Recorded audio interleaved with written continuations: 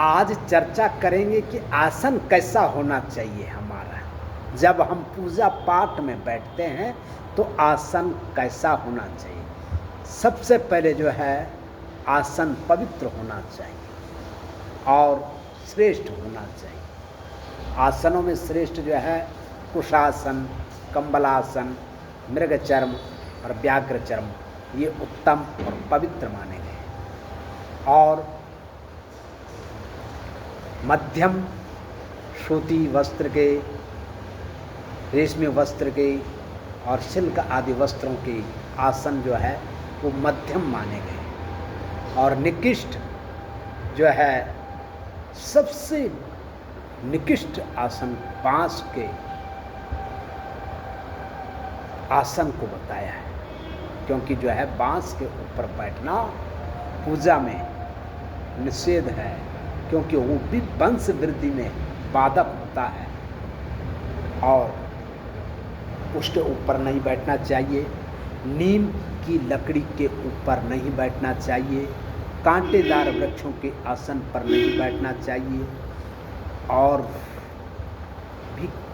विशेष करके आज के युग में प्लास्टिक के आसन पर नहीं बैठना चाहिए। अपवित्र भूमि में नहीं बैठना चाहिए जो लीपी नहीं गई। आजकल लेपन तो बंद हो गया है, कहाँ से लेपी, गाय का रक्षण कर ही नहीं रहे हैं। तो नहीं है तो गंगा जल से पवित्र करे आसन को, और पहले जल से साफ करके फिर गंगा जल छिड़के, तब जाके पवित्र आसन होगा, तब जाके उस आसन पे बैठे। और बैठने के बाद सबसे पहले जो है जल पात्र का कार्य आता है, क्योंकि हमने पवित्र होना है। तो जल पात्र कहाँ रखे पूजा में, ऐसा भी विधान है, क्योंकि जो है जल पात्र हमेशा पूजा में बाईं तरफ रखें और भोजन में दाहिनी तरफ रखें। शास्त्र में उल्लेख है इसके लिए, भोजने च यदा पामे पूजा काले तु दक्षिणे तज्जलम मदिरा तुल्यम अन्नम गौमांस भक्षणम। जो अगर आपका जल पूजा में वाम है और अर्थात भोजन में वाम है और पूजा में दक्षिण है, तो वो जल जो है मदिरा के तुल्य हो जाता है, अन्न गौमांस के तुल्य हो जाता है। तुल्य मतलब समान, वो नहीं है, पर निषेध है। और विशेष करके हम जब पवित्र होते हैं तो आंतरिक शुद्धि और बाह्य शुद्धि करते हैं। बाह्य शुद्धि जल के धोने से हो जाती है, जल का छींटा मार दिया या स्नान कर दिया, हाथ प्रक्षालन कर दिया, नदियों में स्नान कर दिया, ये बाह्य शुद्धि है। आंतरिक शुद्धि आचमन से होती है। आचमन करते समय हम क्या करते हैं, भगवान का नाम लेते हैं। आंतरिक शुद्धि का जो मूल साधन है वो है भगवान का स्मरण, भगवान के नाम का स्मरण। क्योंकि जो है हम जब आचमनी लेते हैं तो क्या करते हैं, अच्युताय नमः, केशवाय नमः, नारायणाय नमः, तब जल को पीते हैं। तो उससे हमारी आंतरिक शुद्धि होती है। और कितनी शक्ति है भगवान के नाम में कि अपवित्रः पवित्रो वा सर्वा वास्तं गतोऽपि वा यः स्मरेत् नलिकाक्षा शवायाभ्यन्तरासु। अर्थात जो भगवान के नाम का स्मरण करता है वो उसके बाह्यांतर आभ्यंतर दोनों जगह जो है पवित्र हो जाता है। ये है भगवान के नाम। हम पूजा में बैठते हैं तो सिक्का बंधन जरूरी होना चाहिए। सिक्का बंधन नहीं है तो बेकार है। स्नाने दाने जपे होमे संध्या वाते तार्जने शिखा ग्रंथि बिना कर्म ना कुर्वन्ति कदाचन। अर्थात शिखा ग्रंथि के बिना आजकल हम लोग शिखा रखते नहीं हैं और कहाँ से बांधे। हमने जो है अपनी संस्कृति छोड़ दी है, अपने सनातन को छोड़ दिया है, शिखा को छोड़ दिया है। शिखा जरूर होनी चाहिए। आजकल प्रचलन में जो है सिर को ढकने का प्रचलन कर दिया कि बस सिर ढकना चाहिए। सिर ढकने का प्रचलन नहीं है, शिखा बांधने का प्रचलन है। शिखा ग्रंथि का जो है प्रचलन है, जो शास्त्र में है। हम लोग जो है देखा देखी और अज्ञानता में कुछ और ही कर देते हैं। पूजा पाठ में जो है शिखा ग्रंथि जरूर बांधे। और शास्त्र ने यहाँ तक बताया जो अगर किसी के बाल ही नहीं हैं, अर्थात कई लोग जो है अवस्था वृद्ध अवस्था होने पर जो है गंजे हो जाते हैं, किन्हीं को रोग हो जाता है, तो उनके लिए जो एक कुस्सा की शिखा बनाए और उस पर ग्रंथि बांधे, तब जाके पूजा कर्म करें, ये बताया है।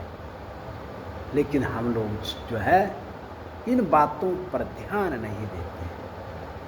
शास्त्र में तो जो है सभी विधि के बारे में बताया है, लेकिन हम लोग जो है उन विधियों का अवलोकन नहीं करते, श्रवण नहीं करते हैं, मनन नहीं करते हैं, चिंतन नहीं करते हैं, तो तब जाके हमें क्या फल मिलेगा। पूजा के आरंभ में भगवान का नाम और पूजा के अंत में भी भगवान का नाम लिया जाता है, तभी जाके जो है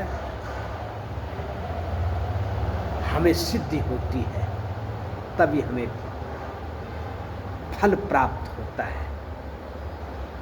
क्योंकि जो है जब पूजा प्रारंभ करे तो भगवान का नाम ले आचमन लेते समय, और जब पूजा पूर्ण हो जाए तब बोले यस्या स्मृता च नामोक्त्या तपो यज्ञा क्रियादिषु न्यूनम संपूर्णता याति सद्यो बंदे तमोच्यताम।